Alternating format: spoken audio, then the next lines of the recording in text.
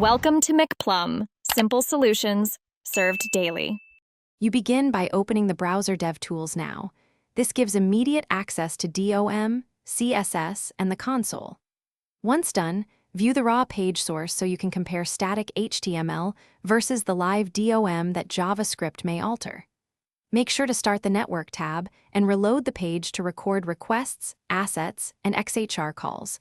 This shows which files load and when. These first steps reveal where code lives and which resources to fetch for deeper inspection.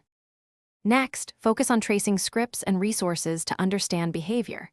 Open the Sources panel and find relevant JS files. Set breakpoints and step through code to see how functions manipulate the DOM. Meanwhile, in Network, filter by JS, CSS, and XHR to inspect response bodies and timing so you know which endpoints provide data.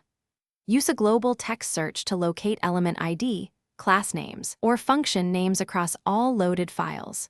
Doing this clarifies dependencies and where to extract or replicate code. Finally, extract and recreate the code in a controlled environment so you can test safely.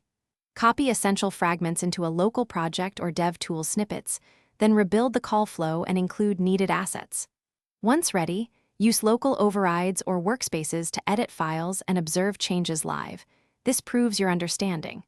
If the site uses minified or obfuscated code, pretty print files and look for source maps. And watch the console for errors.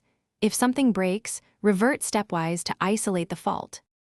Thanks for watching. Stay juicy and subscribe.